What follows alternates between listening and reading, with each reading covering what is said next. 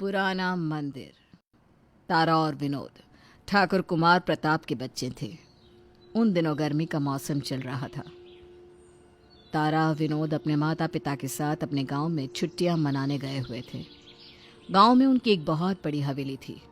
दूसरी ओर उनके दादा का नाम उनके इलाके में काफ़ी प्रसिद्ध था, क्योंकि उनके दादा भूत प्रेतों का खात्मा करके मासूमों की जान बचाया करते थे। तारा और विनोद बचपन से ही अपने दादाजी के किस्से सुनते आ रहे थे। फिर एक शाम वो दोनों खाना खाने के बाद हवेली के तहखाने में चले जाते हैं। तभी वहाँ एक पुराने बक्से के अंदर उन्हें एक किताब मिलती है। उस किताब के ऊपर तरह तरह के डरावने चित्र बने हुए थे। लगता है ये वही किताब है जिसके जरिए दादाजी भूत चुड़ैलों को वश में किया करते थे। हाँ, मैंने एक बार पिताजी के मुंह से ये बात सुनी थी। मुझे पूरा यकीन है कि ये वही किताब है। इसका मतलब इस किताब का इस्तेमाल करके हम भी भूत चुड़ैलों को वश में कर सकते हैं। हाँ बिल्कुल, इसमें दादाजी ने हर प्रकार के मंत्र लिखे हुए हैं। फिर सोचना क्या, हम आज ही हवेली के पीछे वाले जंगल में जाकर किसी खतरनाक चुड़ैल को अपने वश में करेंगे। हाँ दीदी, मैं तैयार हूँ। लेकिन तभी वहाँ उन दोनों की माँ विशाखा आ जाती है। तुम दोनों का दिमाग खराब हो गया है क्या? वो बूढ़ा पागल था जिसने अपनी पूरी जिंदगी चुड़ैलों के पीछे बर्बाद कर दी। मैं तुम दोनों को उस रास्ते पर कभी नहीं जाने दूंगी। लेकिन माँ, दादाजी के बारे में तो सभी लोग बहुत अच्छा कहते हैं, फिर आप उन्हें ऐसा क्यों बोल रही हो? मेरी बात कान खोलकर सुन लो। तुम्हारा दादा एक नंबर का पागल इंसान था। तुम दोनों की भलाई इसी में है कि तुम दोनों अपने काम से काम रखो। लाओ ये किताब मुझे दो, और अगर मैंने दोबारा तुम दोनों के मुंह से चुड़ैल का नाम भी सुना ना, तो तुम दोनों की खाल खींच लूंगी। उसके बाद विशाखा उनसे किताब छीनकर अपने कमरे में रखी अलमारी के अंदर बंद कर देती है। लेकिन दूसरी तरफ दोनों भाई बहन को बिल्कुल चैन नहीं था।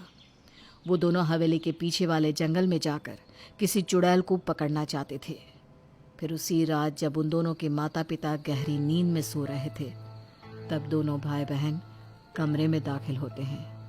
तारा अपनी माँ के तकिए के नीचे से अलमारी की चाबी निकालकर अलमारी खोल लेती है, और उसके बाद वे दोनों किताब निकालकर वहां से चले जाते हैं। सुबह होने से पहले ही हमें किसी चुड़ैल को पकड़ना होगा। चल जल्दी से चलते हैं। दोनों भाई बहन हवेली के पीछे वाले जंगल की ओर निकल जाते हैं। लेकिन जंगल के थोड़ा अंदर जाते ही वहां की डरावनी आवाजें सुनकर विनोद घबराने लगता है। दीदी, ये जंगल तो बहुत ही घना और डरावना लग रहा है। चल दीदी, यहाँ से वापस चलते हैं। तू तो बिल्कुल माँ पर गया है। तेरे अंदर जरा भी हिम्मत नहीं है। देख, हमारे पास दादाजी की किताब है। इसके रहते कोई चुड़ैल हमारा कुछ भी नहीं बिगाड़ सकती। इसलिए अब बेकार में डरना बंद कर। उसके बाद वे दोनों जंगल के बीचों बीच पहुंच जाते हैं। तभी उन्हें किसी के रोने की आवाज सुनाई देती है। मुझे बहुत दर्द हो रहा है, कोई मेरी मदद करो, कोई मुझे पानी पिला दो। सालों से मैं यहाँ सड़ रही हूँ। ये आवाज तो इस पेड़ के नीचे से आ रही है। चल खोद कर देखते हैं। दोनों पेड़ के नीचे मौजूद मिट्टी को हटाना शुरू करते हैं। तभी उन्हें एक ताबूत दिखाई देता है। मुझे यहाँ से बाहर निकालो। कई सालों से मैं यहाँ दफन हूँ। मेरे शरीर में कीड़े पड़ गए हैं जो नोच नोच कर मुझे खा रहे हैं। मुझे बाहर निकालो। दीदी, लगता है कि इस ताबूत के अंदर कोई चुड़ैल कैद है। इसकी डरावनी आवाज सुनकर मेरे तो पसीने छूट रहे हैं। चल दीदी, चल यहाँ से चलते हैं। नहीं, अब मैं अपने कदम पीछे नहीं हटाने वाली। वैसे भी इस किताब के रहते ये हमें कोई नुकसान नहीं पहुंचा सकती। उसके बाद तारा किताब खोलकर चुड़ैल को पकड़ने के मंत्र पढ़ने लगती है। लेकिन तभी अचानक ताबूत के अंदर से चुड़ैल का हाथ बाहर निकलकर तारा के हाथ से किताब छीन लेता है। फिर अगले ही पल ताबूत खुल जाता है और एक खतरनाक चुड़ैल बाहर निकल आती है।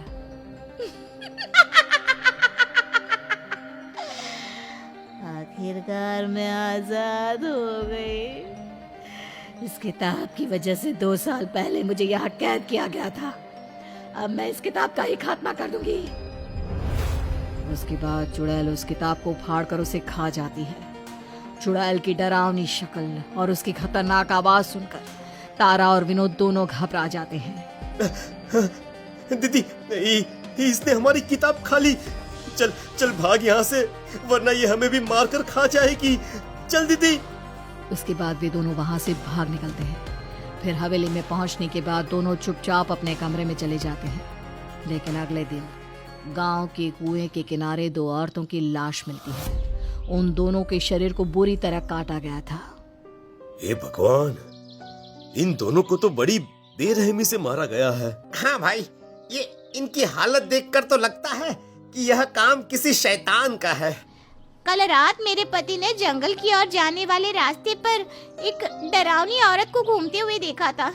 मुझे तो लगता है कि ताबूत वाली चुड़ैल आजाद हो गई है। ये तुम क्या बकवास कर रही हो? उस चुड़ैल को ठाकुर रघुवीर जी ने अपनी किताबों की शक्ति से ताबूत के अंदर कैद किया था। वो कभी आजाद नहीं होने वाली। लेकिन तभी एक आदमी भागता हुआ वहां आता है। अरे भाई, वो पीपल के पेड़ पर 4 आदमी की लाश लटकी हुई है। उन चारों की गर्दन गायब है। लगता है हमारे गांव में सच में कोई चुड़ैल आ गई है, जो एक एक करके इंसानों को मार रही है। क्या? अब हमें हवेली जाकर ठाकुर जी के बेटे से बात करनी होगी। उनके पास मंत्रों की किताब है और उसी के जरिए हम चुड़ैल को वापस कैद कर सकते हैं। उसके बाद सभी गांव वाले हवेली में पहुंचकर तारा और विनोद के पिता से किताब के बारे में पूछने लगते हैं। उस किताब को तो मैंने अलमारी में रखा है, अभी ला कर देती हूँ मैं। लेकिन विशाखा को अलमारी के अंदर कोई किताब नहीं मिलती। वो समझ जाती है कि जरूर उसके बच्चों ने किताब चुरा ली होगी। तुम दोनों सच सच बताओ, कहाँ चली गई किताब? दोनों भाई बहन रोते हुए सारी बात बता देते हैं। अरे, ये तो तुम दोनों ने बहुत बड़ी भूल कर दी। अब वो चुड़ैल किसी को भी नहीं छोड़ेगी। वो बहुत ही बेरहम चुड़ैल है। हाँ, अगर तुम्हारे दादाजी जिंदा होते तो कुछ किया भी जा सकता था, लेकिन अब तो तुम्हारे दादाजी भी नहीं है और वो किताब भी चुड़ैल खा गई। लगता है अब कोई जिंदा नहीं बचेगा। आप सब मुझे माफ कर दीजिए, ये सब मेरी वजह से हुआ है। नादानी में आकर मैंने बहुत बड़ी भूल कर दी। बेटी, अब रोने से कोई फायदा नहीं है। अब तो वो चुड़ैल एक एक करके हम सब की जान ले लेगी। लेकिन तभी भीड़ से बाहर निकलकर एक बूढ़ा कहता है, नहीं, रुको। अब उस चुड़ैल को मारने का एक ही तरीका है, पुराना मंदिर। हमें चुड़ैल को पकड़कर पुराने मंदिर में ले जाना होगा। अरे काका जी, आपका दिमाग खराब हो गया है क्या? है? अरे उस चुड़ैल के सामने जाने की हिम्मत कौन करेगा? वो तो हमें देखते ही हमारी जान ले लेगी। सुनो, ठाकुर रघुवीर जी और मैं, हम दोनों अच्छे दोस्त थे। उन्होंने मुझे ओम की शक्ति से अभिमंत्रित एक चादर दी थी। उस चादर का इस्तेमाल करके हम चुड़ैल को पकड़ सकते हैं। बूढ़े की बात सुनकर गांव वालों में हिम्मत जाग जाती है। उसके बाद वो बूढ़ा अपने घर से एक चादर लेकर आ जाता है। उस चादर के ऊपर ढेर सारे ओम के निशान बने हुए थे। घबराओ नहीं, चलो मेरे साथ। हम जंगल में जाकर उस चुड़ैल को पकड़ लेंगे। फिर वो सभी जंगल की ओर निकल पड़ते हैं।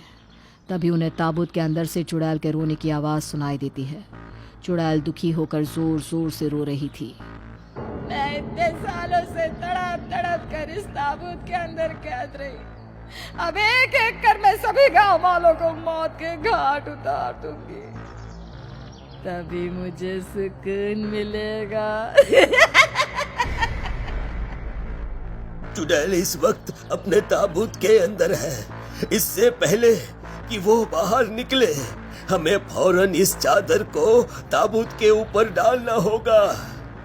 उसके बाद गांव का एक आदमी हिम्मत करके बूढ़े से चादर ले लेता है और दौड़ता हुआ उस ताबूत के ऊपर फेंक देता है। चादर के ताबूत के ऊपर जाते ही चुड़ैल तड़पने लगती है और डरावनी आवाज में चिल्लाना शुरू कर देती है। अब चुड़ैल इस ताबूत से बाहर नहीं आ पाएगी। चलो चलो, इस ताबूत को पुराने मंदिर में ले चलो। फिर सभी गांव वाले ताबूत को उठा लेते हैं और उसे गांव के पुराने मंदिर में ले जाते हैं। उस मंदिर में शंकर भगवान की एक बहुत बड़ी मूर्ति थी। ताबूत को मूर्ति के सामने रखकर बूढ़ा चादर हटा देता है। शंकर भगवान की मूर्ति को देखते ही चुड़ैल तड़पने लगती है।